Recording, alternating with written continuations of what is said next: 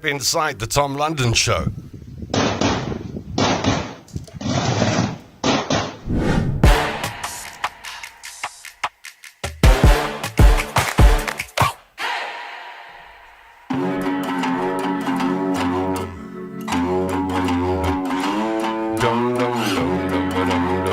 I'm allowed to look cool for 10 seconds, aren't I? Hello, London gang.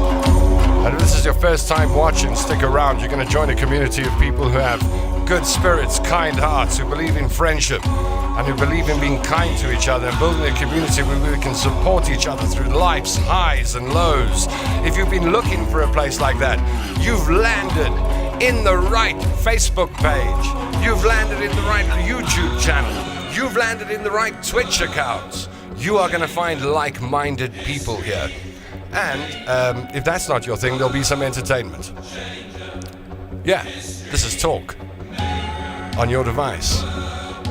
We'll get to comments in just a moment to see which of the London gang are on board, if any. It takes a minute or two to get the engine fired up and get the LGs on board. Now, if you're wondering what an LG is a London gang. And at the moment, for the first year and for the first year only, you qualify. If you join the show inside the first year, you become an LGOG, a London gang, old gangster. You'll have t-shirts that say LGOG on them, and only you will ever have them. So if you're part of this exclusive group that has joined this evening, welcome, LGOGs. Now let me take that off because I can't see a thing without my reading glasses. That all changed at 45. They don't tell you this. Well, I suppose they do. They tell you when you're young, hey. It's all going to go downhill from here. Enjoy it while it lasts. And you go, what are these old people on about? And then one day you wake up and you realize what all the old people were on about. I made a song. Can I sing you my song? I'm very proud of the song. It's a silly little song. I made it in 5 minutes. Well, I wrote the lyrics in 5 minutes before the show. Here we go. Hello and welcome to the Tom London Show. You can sit right down on this couch and have a Coke. You can have a smoke if that's your thing. You can sit on the couch and do nothing. Just remember to be kind and be a friend. And then you'll become a member of the London gang. Oh, the London gang is back in town, and the London gang know what's going down. 60 minutes of interactive talk on your device, on your tablets, on your smartphone, on your PC, on your big screen TV. Wherever you want me, baby, I'm there, and I'm yours. Thank you to Coca-Cola. They haven't sponsored the show yet, but thank you to Coca-Cola for making my life worthwhile. Cheers, good evening. I got a lot to talk about.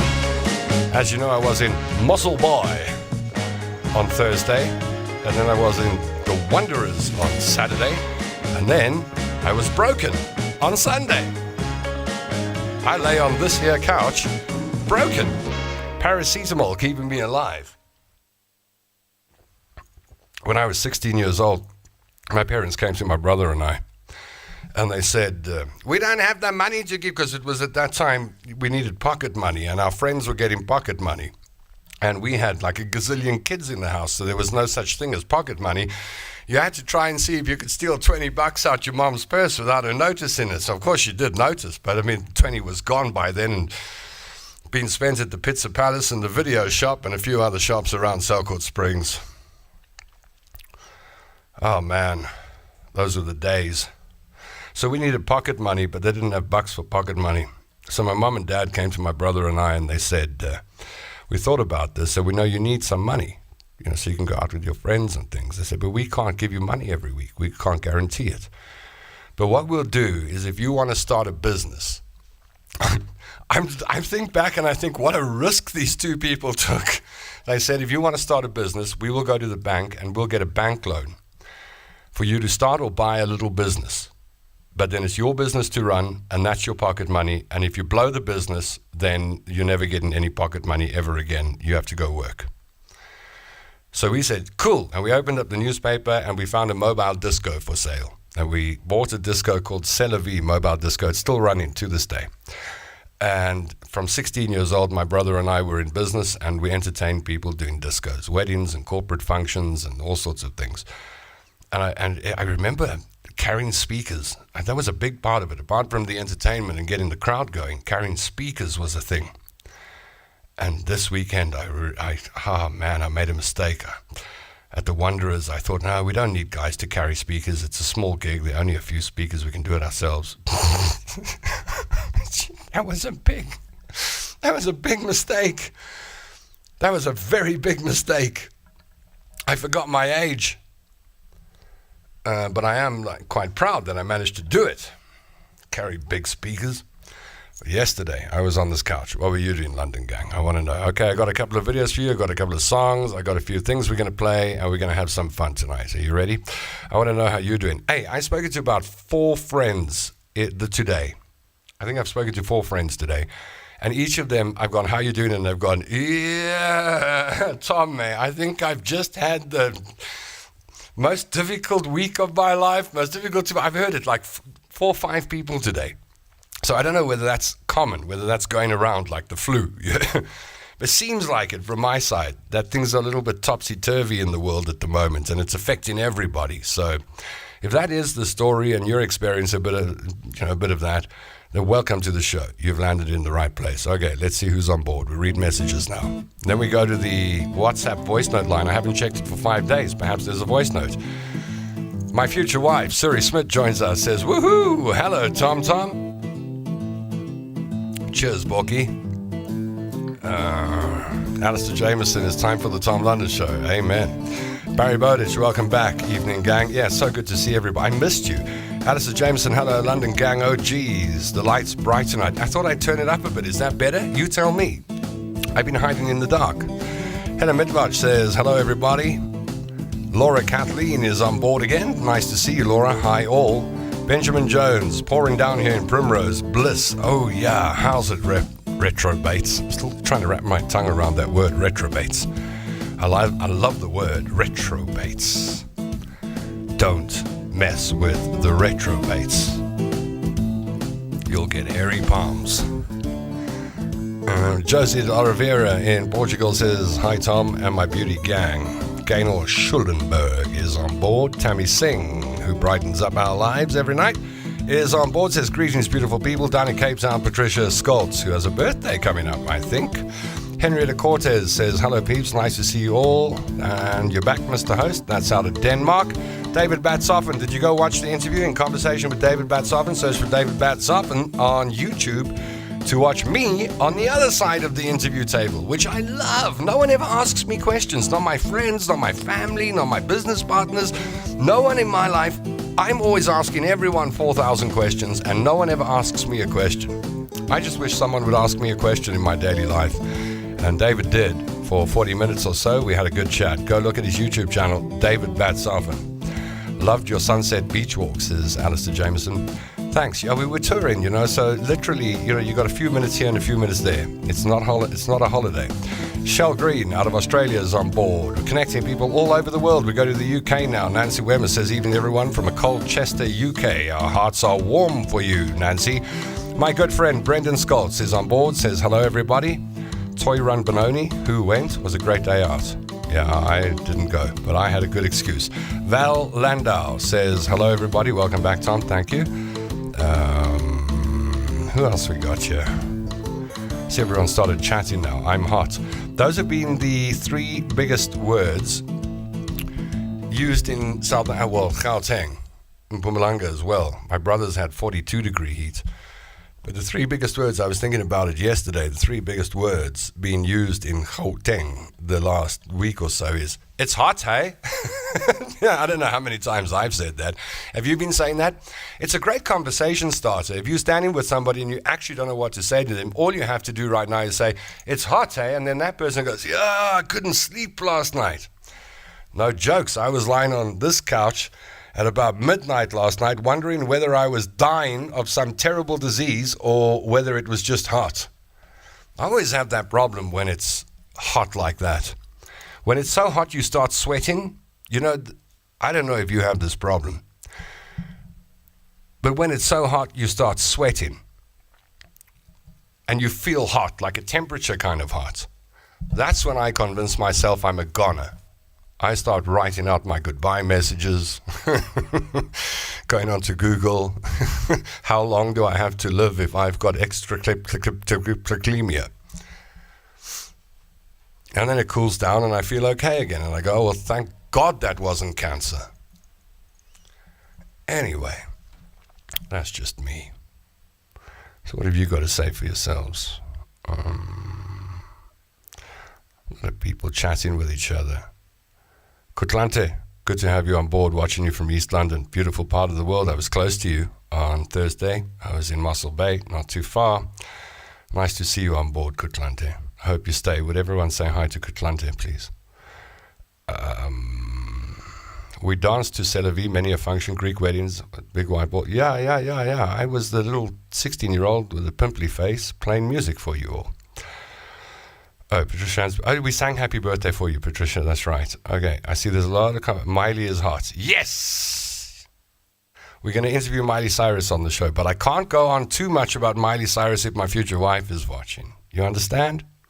Very hot in Hout Bay today, says Gaynor Schulenberg. Shell Green says, my weekend was me lying on the couch. That's my favorite thing to do. And if I can lie on the couch with another person, preferably a very pretty woman, then I'm a happy oak. I don't need anything more than that. Maybe some Vorst rolls. Then I'm good. And some Coca-Cola. I'm low maintenance like that.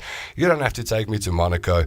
Or you do not have to take me to... I've been to Monaco. It's under and overrated. You don't have to take me to Monaco. And I know that because I've been there. To impress me.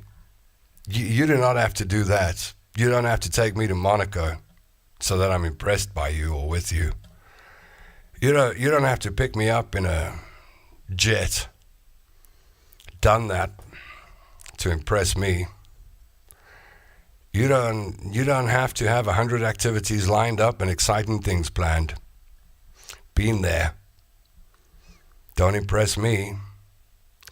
However, if you say to me, Tom, how about we go lie on the couch for the whole day?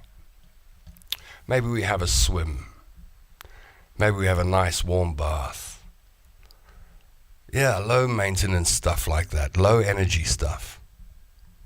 What do you think we do some of that today? And then what do you say we lie on the couch and we open up packets of Flings and Flanagans, Chipnicks with dip, and we watch movies, and we have a movie marathon. Maybe we play a board game or chess or something, or maybe we just lie there and talk, or we listen to our favorite songs. Maybe we do other things too. That's my perfect day. Who needs to go to Monte Carlo? All right, Shell Green was, what was she? She was frying in the heat. Heat's all over the place, huh? All right, I hope you're pressing the like, the heart, and the ha-ha button. Otherwise, you're just sending me down the toilet. Should we check voice notes? I've got to switch the thing on. I don't think we checked voice notes since Tuesday or so. Let's see if we've got voice notes. There might be voice notes that are days old, which would be funny. So let's go, right? Tammy Singh, this is from a few days ago. Let's see what she got to say. Good luck for tomorrow, Mr. London. Ah. And stop worrying. You don't know what it's like to manage a band. It's like taking a whole handful of marbles and then trying to juggle with them. That's what the band business is like.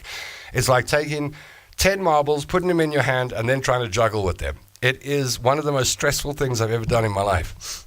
But I must say that Mossel Bay was stunning, and Garth put on one heck of a performance. In fact, I've got a clip here, a very small clip that I took from my cell phone from just in front of the stage.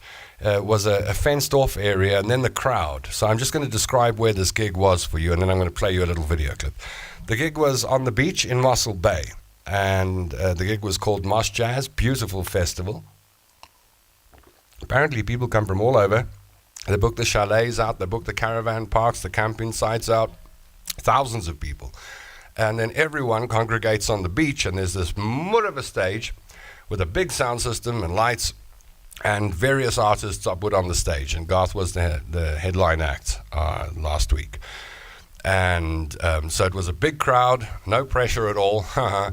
And he got up there and he pulled it off. So it was a very rewarding experience to watch thousands of people being entertained by him and loving him, and just gave me faith that we can actually, maybe we can get South African artists a bit closer to the level that international artists are seen at in South Africa. We've got a really big problem in this country where we automatically assign status to international acts, but we devalue South African music and South African artists. And I'm on a crusade, and Garth is on a crusade to, well, we hope to turn that around, but we can only turn it around if it starts with us. So it started in Mossel Bay in front of a big crowd. He's done it before many times, but this is the new act. And I've got a little clip here of the end of the show, Crocodile Tears, coming to an end.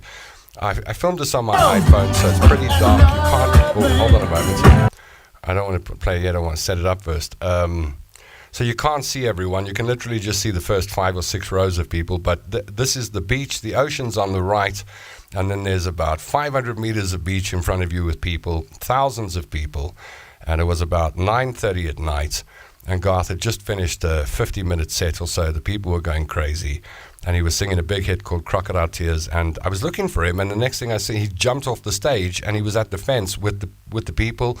And singing there. So I'll just take you backstage for a second so you can see what we were doing, what I was up to, and what it looked like from my viewpoint. So this is not from the crowd's viewpoint, it's my viewpoint, filmed on an iPhone, sounds not that great.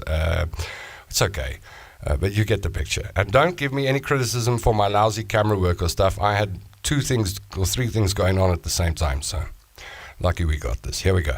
Mossel Bay, Thursday night, 10 o'clock or so, with a couple of thousand people in front.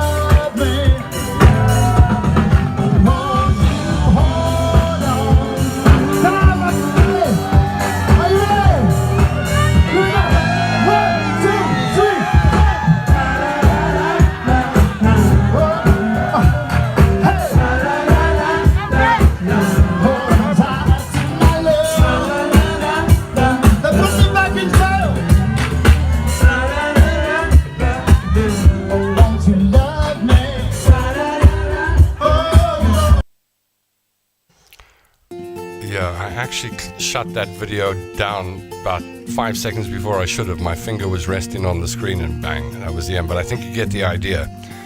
Really good function. And just watching this artist grow and get more and more into this new album and the new act and the bigger crowds, it's just so nice. It's so nice to be part of. Is it difficult? Yeah, it's one of the most difficult things I've ever done. But yeah, it's rewarding. Okay, so let's see what you got to say. Suri says, hi, Ntlante. Lying on the couch watching movies with a coffee next to me is my idea of heaven. Me too! The new thing is Chinese manicures just take vitamin E to get the vitamins to get the same shine. What? ED. Okay. Who said that? Shell?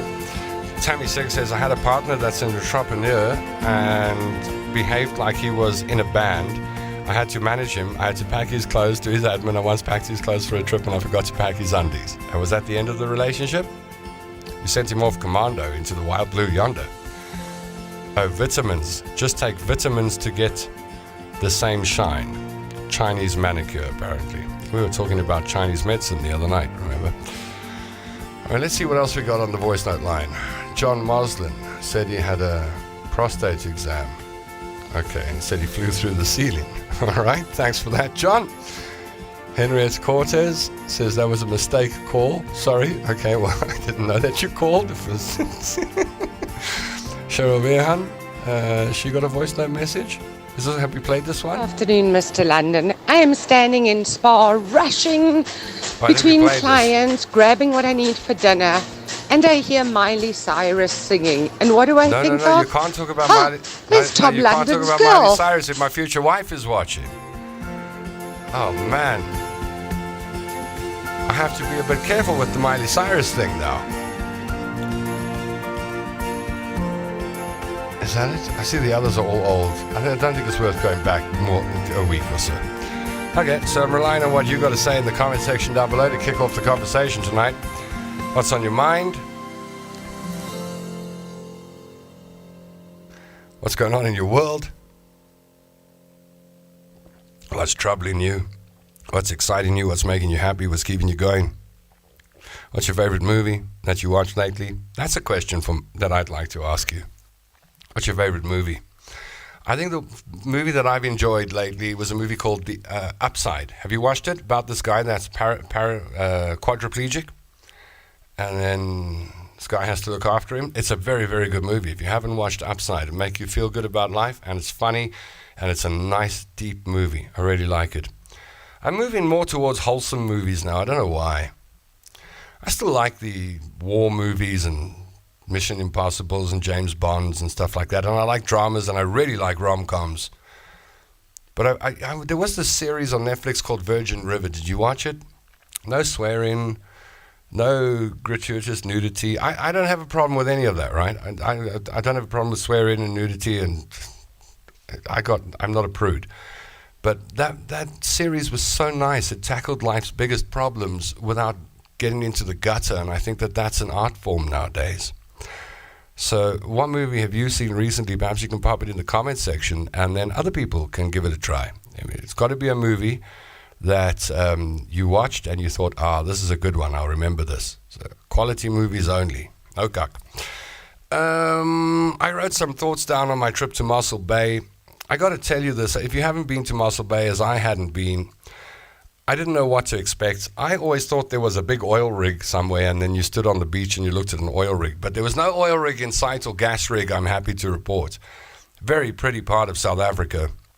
And if I was going to take my family on a weekend away, I would go Mossel Bay for the win. Young kids, teenagers, I'd take them there. You take them to Cape Town, you got that whole strip in Camps Bay, they're gone.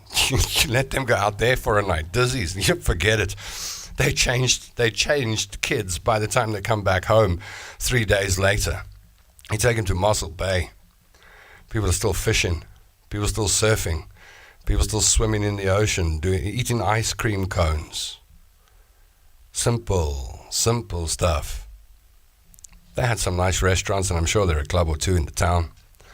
But it just had that wholesome feel to it. That's what I felt when I was in Mossel Bay. People so friendly. Middag meneer. Afternoon sir. How are you? Smiles. Manners. Friendly. Now I don't know whether that's just because it's the tourist town and they're friendly to the tourists because they want their money, or whether that's just ingrained in the people of Mossel Bay. But I found them to be incredibly friendly, accommodating, and respectful. And what a great time it was, although it was 24 hours or whatever. So nice to experience that in such a short space of time in Mossel Bay. I saw whales. You could not stop seeing whales standing on the beach.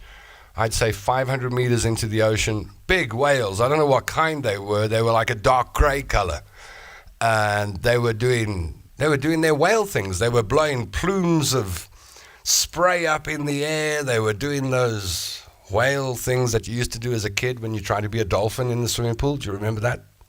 They were doing that. Then there were dolphins. You can see the fish in the water. Yeah, that was quite something. To see so many whales. Every time I looked at the ocean, there were whales. There were dolphins. There was a lekker spur there, right on the beach. And the world's longest foofy slide over the ocean, which I sadly didn't get to go on. I would have gone on, but I didn't have the time. It's such a hell of a ride. You wear a parachute to slow you down, apparently. That sounds like fun. Yeah, and it was just a friendly place. So I was happy about my trip to Mossel Bay. I'll definitely go back there. All right, what do you got to say? Come on, we got to talk about something. Let's see what you got to say. My favorite movie I love at the moment is The King's Speech, says Shell Green. I haven't looked at that. I'll take a look at it. Wiffable is on all. Penny's on board. Craig Blichnote still trying to unsee you jumping in. I try to edit that so that it didn't look bad. I try to edit that so that... there's no ways you can edit my body to look like Arnold Schwarzenegger or something. I've been eating a bit too much lately, and the skin around my stomach is a bit loose.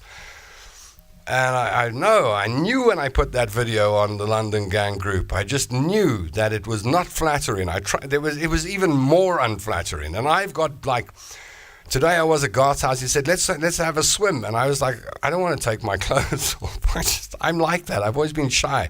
I only started wearing short pants when I was in my 40s. I never wore short pants my whole life until I was in my 40s.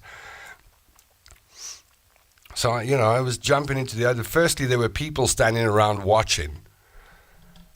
And when you come from Gauteng and you haven't spent much time in the sun, you're very white. You start looking like a piece of porcelain next to the locals. I'm conscious of that.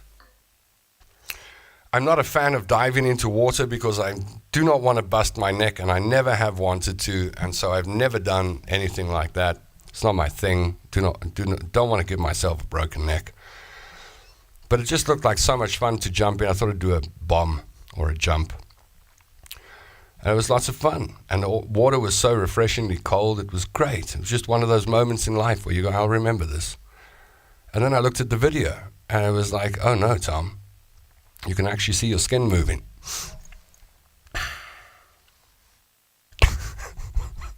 I thought, how am I going to get a girlfriend? Can't be putting that stuff on the internet. But you know what? It was one of those moments I really enjoyed, and I thought, stuff it. I'm going to put it on.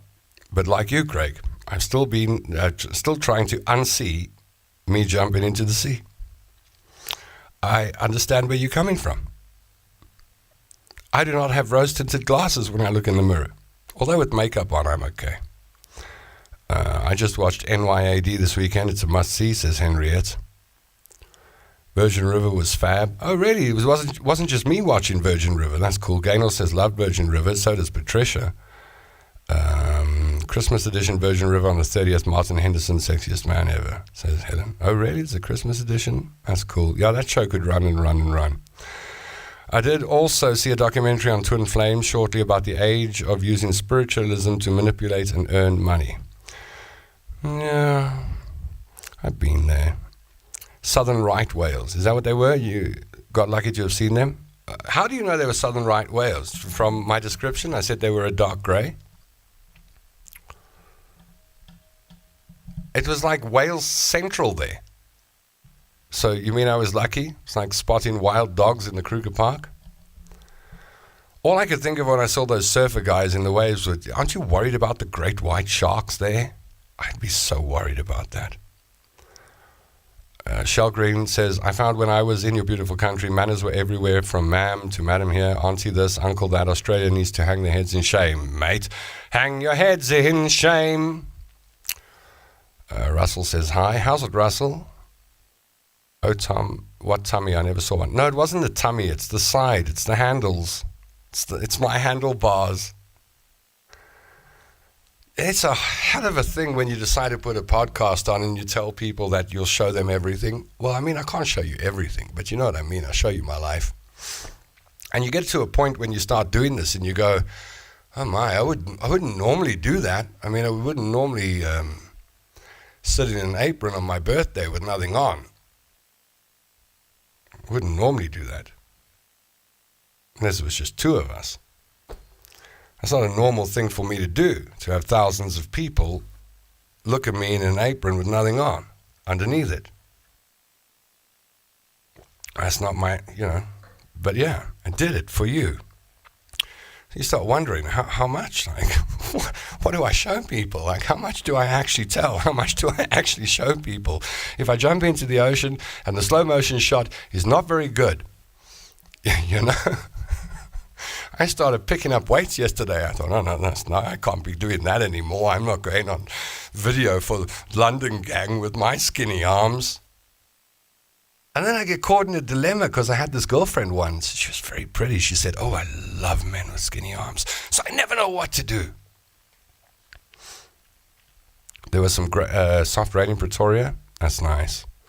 Nothing like the rain on a hot Gauteng evening, eh? Don't be so self-critical. I'm actually not. I do tell myself I'm beautiful, and I don't really have a low self-esteem, but I'm just being honest about the little twinges, when you go, oops, or live a little, do an ice bath. Really? An ice bath? I've watched people do that Wim Hof method, eh? Apparently it extends your life, fights infection, cures everything. As long as you're happy in your ice bath, with it being icy. I don't like icy, I like hot. I like a hot bath. I'll do a boiling bath. Put on that internet with a smile, says Suri Smith. Suri Smith. Don't get me started. I'm snorting here. Saw no tummy moving. That's because you're probably around my age or older and your eyes are shot too. The Creator was an interesting movie. I'd love to know who that is. That handle is brilliant. Craig says, I'm only joking. It was not that bad and better than me if I jumped in. Mine would have been a more chunky donkey. Yeah, do you think that when you get to a certain age, you stop caring so much? Because I think that's happening to me. There are things that I do now that I wouldn't in my 20s and 30s. I'm more take me as I am now than I ever, despite my little insecurities that I tell you about. I'm more take me as I am than I've ever been. I think it comes with age. I don't know. I never saw handlebars or love handles, says Shell. Yeah, you got to zoom in for that. Tommy, you're fine. No, don't start that now. I'm trying to make me feel good. I'm fine with myself. I believe there's a pot for every lid, and I think I'm beautiful, and I'm good. I'm just telling you about my little things. You know, when you look at yourself in a photograph and you go, oh no, it's pulling a funny face. It's like that. So on your birthday, there were two of you. Tell us who it was. No. Tom, surfers pack close together, each with a knife, see a shark, stab your mate and head for the beach fast. That sounds like a good game plan. Yes, Jose, who was with Tom on his birthday? Nobody. Didn't I tell you? I sat here alone, drank a bottle of champagne, smoked cigarettes, and then I went to bed on my own. I was all by myself. There was no one here. I'm not even joking. Do you think I'm joking? Part of my job is to confuse you. Part of my job is to psychologize you. Part of my job is to entice you. Part of my job is to excite you. I was here alone on my birthday. Don't you remember? There's nobody on the couch. At the end of the show, I took off my apron and I went and lay on my bed and went to sleep. Excuse me, my eyes aren't shot. How rude. Laugh out loud. Sorry. Henriette says, I stopped smoking 8 months ago, so weight gain is a forbidden topic until it's fixed. Don't joke. I remember I was working for Vodacom, and Alan Craig Sr., the guy who built Vodacom, had retired. And I went to his house one day and I was chatting with him. And I just cut my hair. I had long hair when I got to Vodacom. I let it grow even longer. And I was the only guy that looked like that in the company. And then I went to him and I cut my hair and I was so proud. I said, Alan, look, I cut my hair. Look how neat it is now. And he went, oh, now you're toast. Now you're toast. I mean, what do you mean now I'm toast? He said, now you're fitting in. Never forget that. You're delicious as a piece of biltong, Tom. Yeah. Dry. But I go on for hours. Taxi driver told me on a voice message to try and move my ass to the taxi rank. Never mind, I was already there.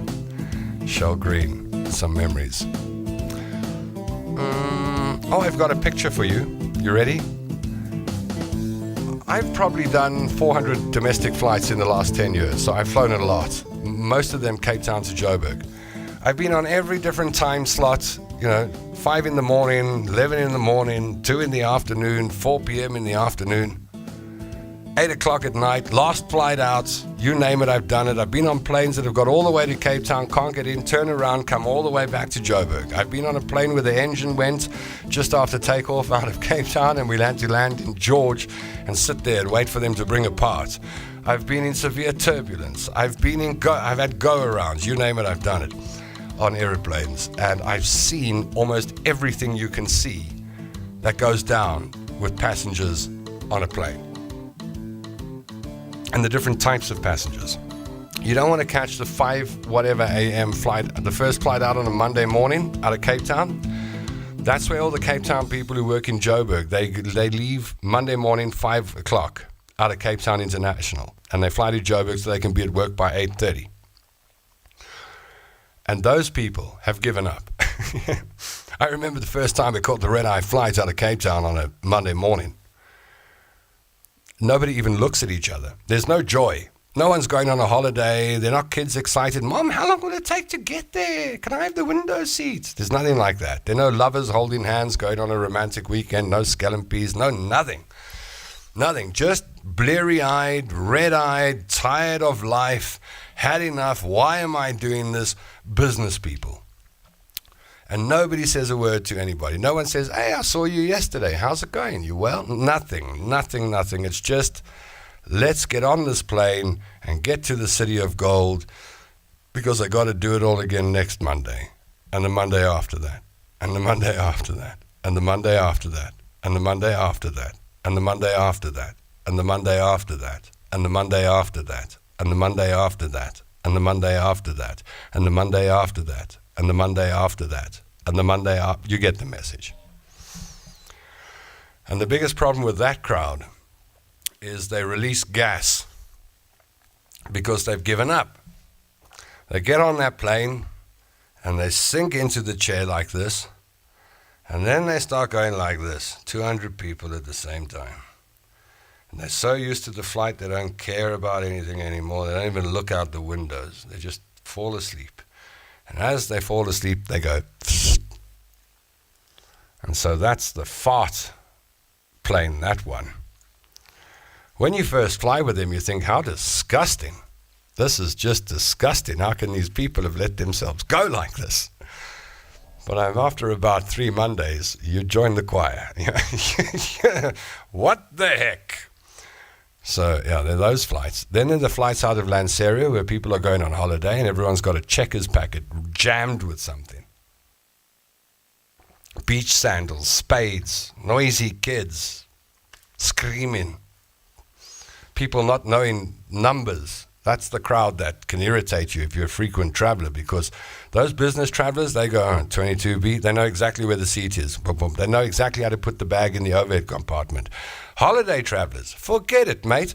They come on with Checkers packets, overhead luggage, the pram for the kid, the cereal, the adult diapers, you name it. They got the whole, half the house.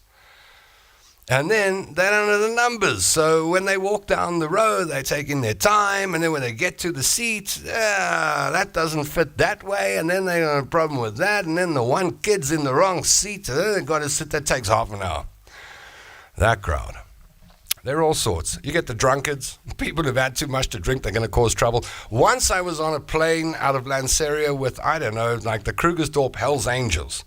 100 of them. The whole half of the back of the plane was all people in black leather, those black leather waistcoats, things with badges, president, chairman. Some oaks had wooden legs. That's probably from the motorbike accidents. You get in a 1-hour comedy routine tonight, just by the way, for free. Huh? There would be wooden leg oaks there, and the women were just as tough as the men. And I thought, well, this is going to be an interesting flight. And we took off from Lanseria, and as we were climbing away from the runway, someone said, Krugersdorp Hells Angels, hell yeah! And they all went, ooh, like that. And when they went, ooh, you could actually feel the plane go, ooh. And I thought, what an irony if we killed by motorbikers in an aeroplane. What an irony. Anyway, those are some of my stories. There was this crowd on the plane, 2 seats behind me on the right-hand side. I had to take a picture for you, because this is what the last flight out of a place looks like. This is what everyone on the plane is doing on the last flight out. Isn't that a cool picture? I sneaky peeked that. I turned my phone around and pretended to be looking at myself. But actually, I was taking a picture of the 3 passengers in row 23, A, B, and C on the Mossel Bay flight out at 8 o'clock on Friday night. Maybe you recognize those people.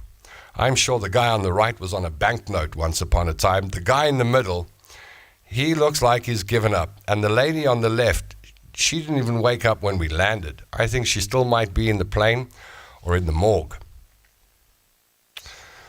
All right.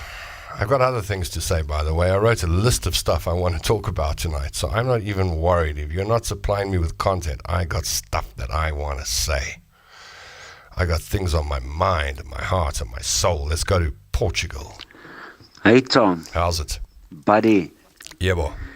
Do you know it's easier to find a liar than a man that limps in the crowd? And you are lying to us. You are not alone on your birthday. I was. Come on, out with it. I was alone on Let my us birthday. know. Come on.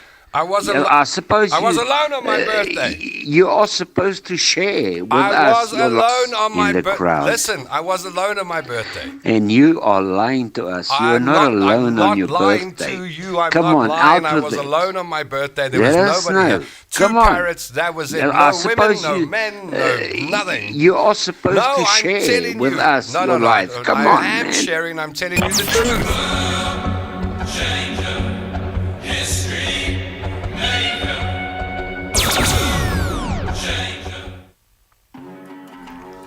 That was a good piece of content. Thank you, Josie. You made that happen with that voice note. No, I didn't have anyone here on my birthday. I know I was pretending when I was pretending to speak to one person there and one person there. That was all pretending. There was nobody here on my birthday. It was me. Me and the Lord. That's all. That was enough. My birthday. It was me and God on my birthday. People think I'm joking. People think I had what? I had Keira Knightley and Miley Cyrus in my room. Nope. Me. Two parrots. Billy and Jamie. That's it. Tom wasn't alone on the couch. He has the two ladies in the couch you're seeing right now. Yeah, Audrey's looking like she's lying down for a kiss again. Ain't gonna happen, Audrey. My future wife is watching. Helen Mitvach says, yes, Nicole, I know people on that flight. Worked for SAA at the time, attended a memorial hangar at OR Tambo. What flight was that? The picker is referring to, okay, I don't understand what's going on in this comment section. Today, 36 years since flight 295 to Helderberg went down. Wow, yeah, that was a big moment, eh? And no one's ever got to the bottom of it. But I got a theory. Well, we've been down this road, Nicole, yeah. Is it today? My goodness. Yeah. Were you the trombone, Tom? What's an oak apart from a tree? Oh, this is cool. We can give you a lesson, a South African lesson. Okay, stand by for a South African lesson, Shell Green. Now, if you're walking down the street in Boksburg and you see a guy on the other side of the road and he's wearing a pink jacket and purple shorts and he's got winkle pickers on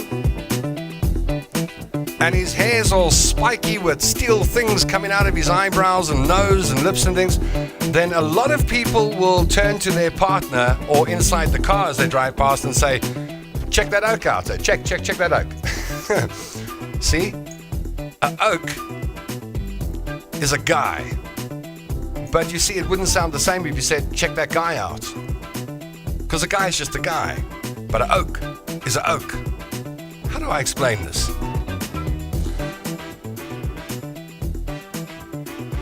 An oak is a guy, but a character. It's an oak.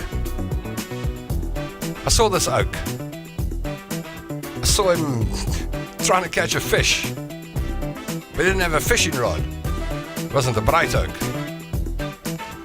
I don't know if I can explain oak. There's some South African words that are just difficult to explain. But if you hung around here long enough, pretty soon you'd be going, look at that oak over there. Bloke, I suppose, is the closest. Bloke? Maybe bloke is the closest English equivalent. What do you think the closest English equivalent word to oak is? Is it bloke? Is it guy? I'm still a child when flying and riding a train. I always use transport as the adventure. Hi, Penny. I do look out the window for takeoff and landing. Do you ever look out the window while taking off and landing and watching the views? I love, my big thing in life is flying. I love. Have you jumped out of a plane? No. No, we've had this conversation on the show before. I have flown gliders, and I used to fly gliders, and when you fly gliders, you wear a parachute on your back. It's mostly for cushion, because the gliders don't have a cushion, so the parachute makes a nice cushion. But theoretically, it's there. If a wing comes off, then you jettison the canopy, and then you undo the buckle, and you jump out, and you scream, hallelujah, and you pull the ripcord, and you do your first parachute jump, basically, like that. I did wonder whether I should do at least one parachute jump so I'd know what to expect if ever the wing snapped off and I had to jettison the canopy, step out of the plane, say hallelujah, and pull the ripcord. But I thought, I don't want to be jumping out of airplanes. That scares me. There are things about jumping out of airplanes that scare me, like what if the parachute doesn't open? And then people say, oh, that's okay, there's a reserve. I've watched enough YouTube videos where the reserve gets caught in the main. I've seen that, right? And then you ain't got no reserve left. Then you're going to make a chaiki in the pikey. Then there are things like hard pulls. Now, it's not what you think. It's when you pull the ripcord and then the chute comes out and then it ricks you. You can do like 3.5, 4 Gs with a hard pull, and it happens quite quickly. And then you got back problems. And that's not, the landing. You let's assume all of it is okay, which is what happens most of the time. You're okay. The parachute comes out, and blah blah blah, and you float down to earth. And then that last bit, the landing, then you bust your legs. What's called a hard landing. I got a friend, he did that. I got a friend, he went for parachute jumping lessons. His name's Andrew. And he went for parachute jumping lessons where they send you out on your own. You have one of those square canopies, and then you pull the ropes, and then you do your own landing. Well, I don't know what he got wrong, or the wind, or I don't know. I don't know what happened, but he bust both of his legs, the top bones and the bottom bones, the tibulas and the tribulas. And he spent a lot of time in hospital for that happy day that he was going to have jumping out of airplanes. You see, it's like microlight pilots. I would fly microlights, except every microlight pilot I know, I go, have you ever had an engine out? Now, an engine out is when the engine stops while you're flying. It's not a good idea. And they all go, yeah, in 1987, but right over some circle posse. You don't want to know. I'm like, okay, well, I'll leave that alone. Tom, that message was today. Oh, is it? Okay. My eyes are big, not shot. Are you still going on about that? What else have we got here? Who is Kiss? Yeah, we all want to know. Reveal yourself. Josie's asking the question on YouTube. Very nice handle. No, man, she's seen this oak. Yeah. Are you sure she's not seen John? No, man, she's seen this oak over here. Like that. It's got to be used. Right.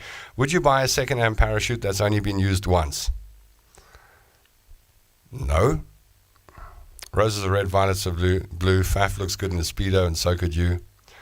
Yeah, 1,500 sit-ups a day. I get there. Could never understand why people jump out of perfectly good flying airplanes. Fools. That's my motto. Helen says, I was a passenger in a two-seater F1 car around Kalami. That was scary and exciting. To ride with 50,000 Rand back then for free. Oh, I've always wanted to do that. That's got to be awesome. Yeah. Faf is Shell Smiley. Brilliant, Tammy. Laugh out loud. All right. Nice to see the conversation going on. What's the time? We got 12 minutes left of the show. Oh, I got other things I wanted to talk to you about before I forget them. I wrote them down. I was wondering, sitting on the plane, there was a man with a wooden leg next to me.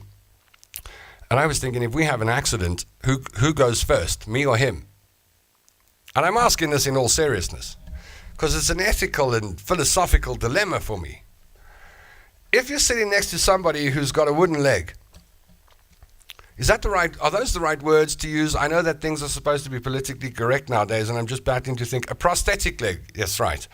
So let's say I'm sitting next to somebody who's got a prosthetic leg, and then the plane has a horrible landing, and the wings snap off, and the front section with the pilots rockets across, breaks off and rockets across the runway, and the tail section falls out. And it comes to a grinding halt, and sparks threaten to set the fuel on fire, the kerosene. And we all got to get out. And I'm sitting on this side of the aisle, and there's a man with a prosthetic leg on the other side of the aisle. Who should get priority? Should it be the disabled person who we should all be helping? Or shouldn't it be? Because if they're slower than the rest, a whole lot more people could die. I couldn't work that out. It took me, I was flying for 1.5 hours from Mossel Bay or George back to Johannesburg, and that's the only thing I could think of. I mean, like, what's the policy? Like, some people move slowly. Do you know what I'm talking about? I'm not just talking about this, people with disabilities that could slow them down. They're even slow people. They're people that are just slow. They drive slowly, they talk slowly, they move slowly.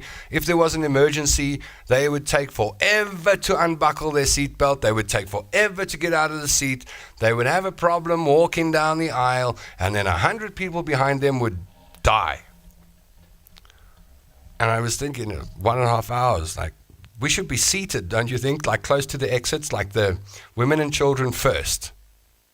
And then the fastest.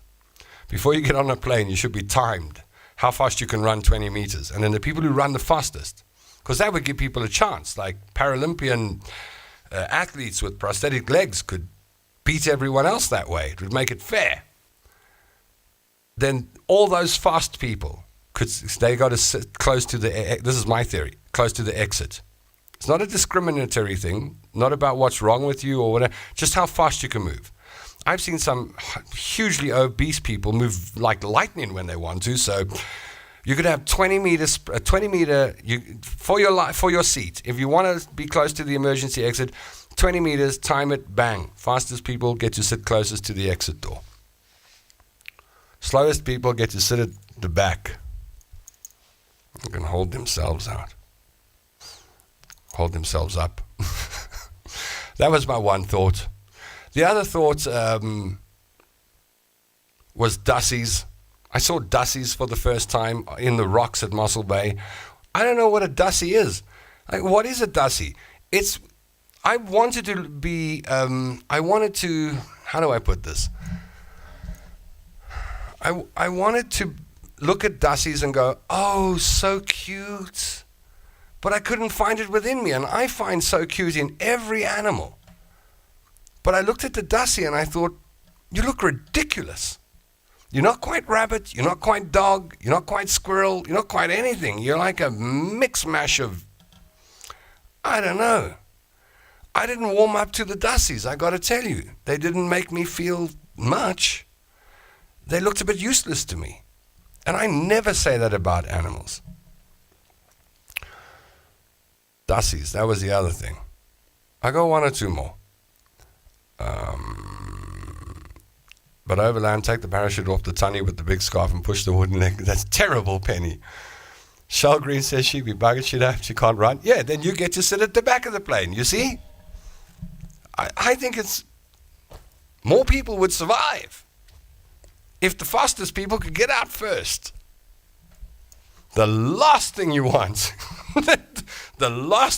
is someone checking in their handbag or something while you're trying to get out. One of those faffers, people that faff around. It's not just about being slow or fast, it's about faffing.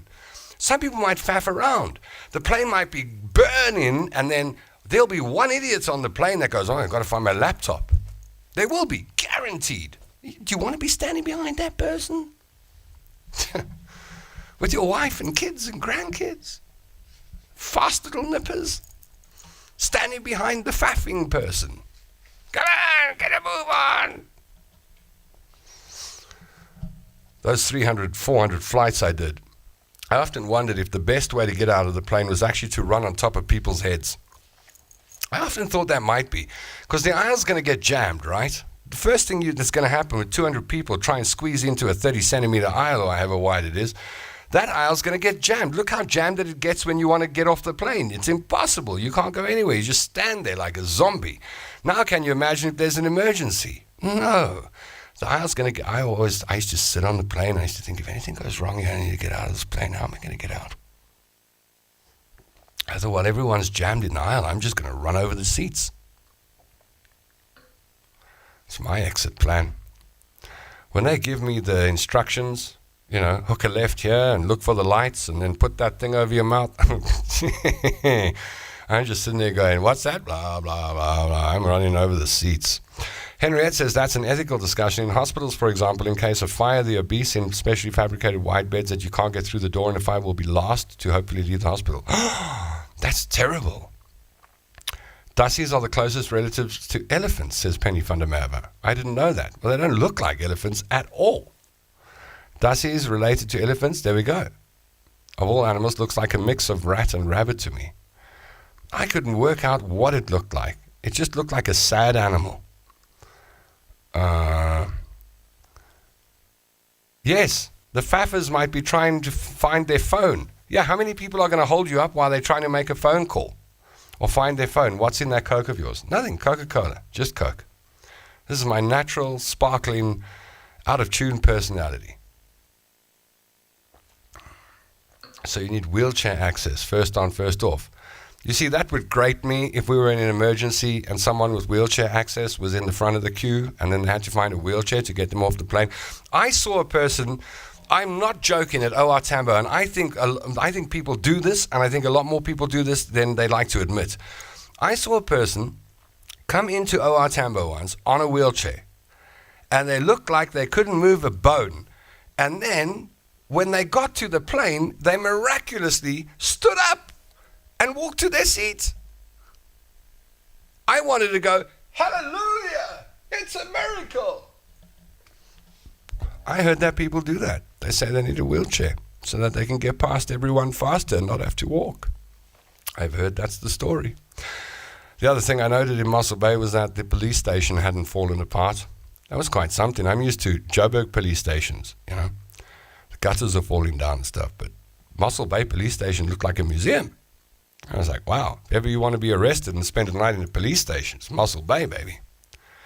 And then the other thing that I liked, and this is a coastal thing, I suppose, is the very rich suburbs there with multi-million rand houses perched on cliffs, overlooking the ocean, got this beautiful view.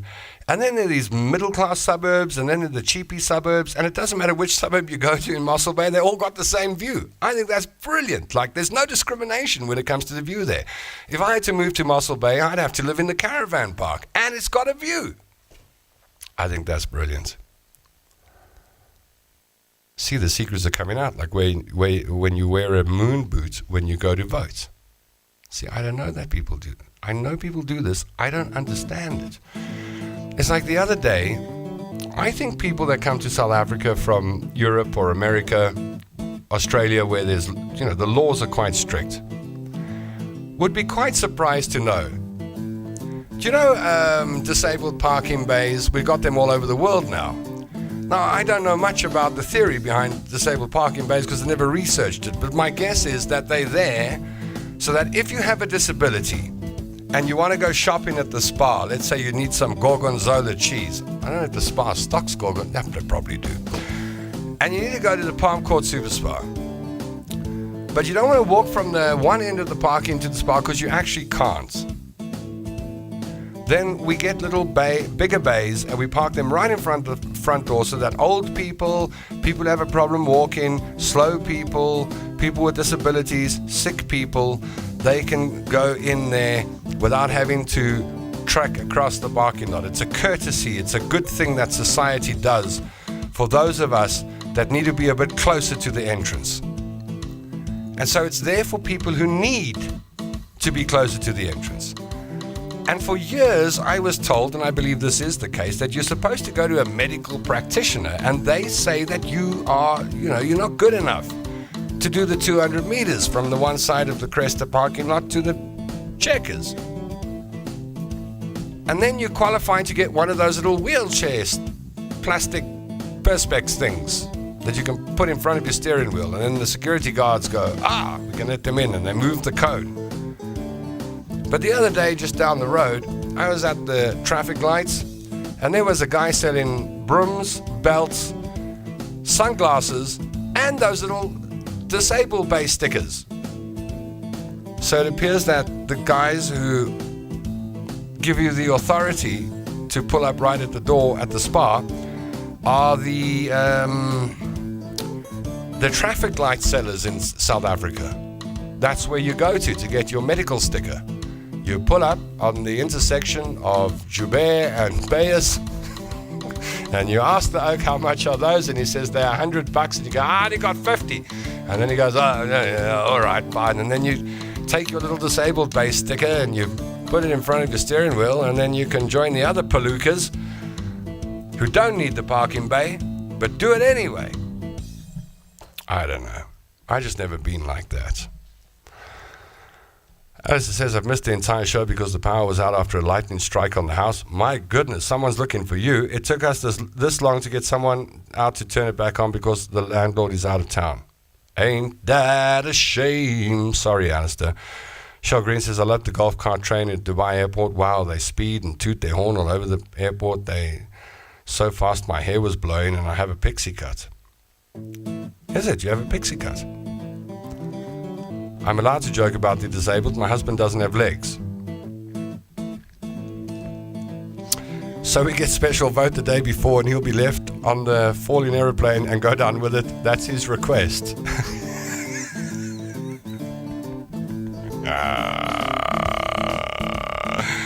I always wondered when I was young, because I had such problems with it. My foot, I told you the story, I was injured, and they barely managed to save my right foot. And I've always wondered if at a point in my life I might lose my right foot. And if that happens, like, how will I deal with it? I suppose you do, hey? We've all got something there. All got something. What's that joke? Guy's got a friend who stutters. He meets this guy who stutters, and he says, oh, you stutter? So the guy says, yeah, that's my peculiarity. He says, everybody's got a peculiarity. Bet you've got a peculiarity. The guy says, what do you mean? He says, well, for example, do you use your right hand or your left hand when you stir your coffee? So the guy goes, I use my left hand. He says, well, that's your peculiarity. Most of us use a spoon.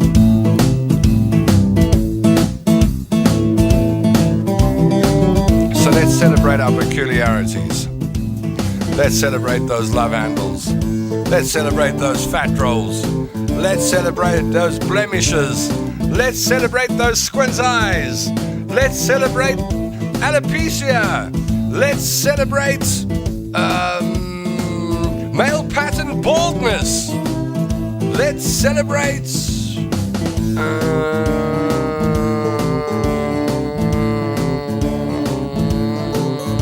high blood pressure.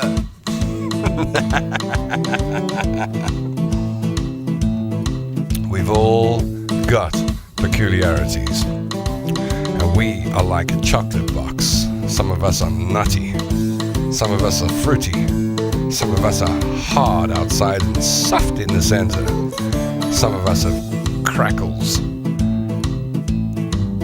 some of us are sweet, some of us are bitter. It takes many different chocolates to make a chocolate box, my friend. I'll tell you what, we'll play a piece of music before we go. This is a piece of music from Traders. Garth Taylor was performing on stage. I picked the song. This is actually going to be a new song. You're hearing it first. And I'll put up some posters. We are going to be in Cape Town on Saturday at Dante's nightclub, as well as Hanover Street at Grand West, performing for the crowds. And then on the 16th in Edenvale, the Vale, brew. The Vale. Don't check my chick out. We'll be at the Club Chevelle and Edenvale on the 16th. Tickets at the door. Here's Garth with Could I? Hey, how you doing? It's good to see you out. Thought you might remember me. You might have seen me around. Oh, you know I can't recall if I introduced myself. I'm the one that you've been waiting for. So here I am tonight, and could I talk with you? 'cause I give it to you. So I could spend every minute with you, with you, with you. Oh yeah. So when you're leaving, could I walk you home? There's so much we have to talk about when I get you alone. But for now, let's have a good time. Let your hair hang down. Smiling makes it better. So wipe away your frown and could I talk with you? It's yours 'cause I give it to you. So I can spend every minute with you, with you. Oh, oh yeah. If I ever tried to think about you every single day, I'd be lying. Whoa, whoa, whoa. If I never tried to talk with you, well, it would be wrong. So here I'm trying. Can we talk?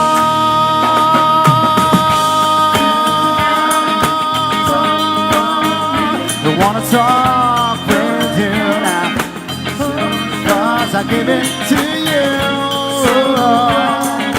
Spend every minute with you, with you, with you. Oh, can we talk? I wanna talk with you. It's yours 'cause I give it to you. Spend every minute to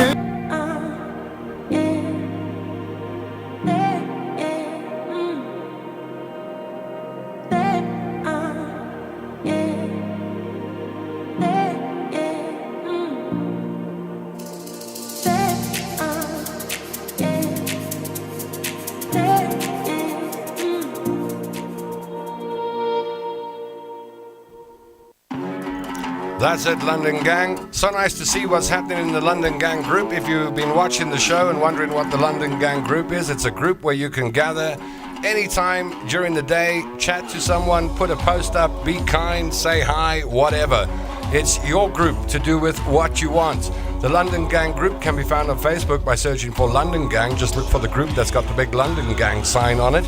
And you just join that group and you've got some friends. You got, I think there's 75 people on already after just a few days. I'm so happy about that. So you can make 75 new friends instantly by going to the London Gang.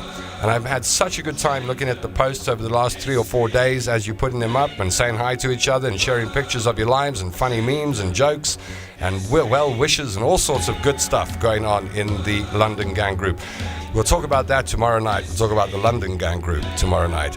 Well, I echo the thoughts and the comments as you write them on the screen. Please press the like, the heart and the ha button, or I won't love you as much as I love peppermint crisp pudding. I echo the goodbyes and good evenings and good wishes. I wish you a sleep so deep that it feels like you're in a coma. I hope your belly's just full enough that you go, thank you, God, for this food I got today.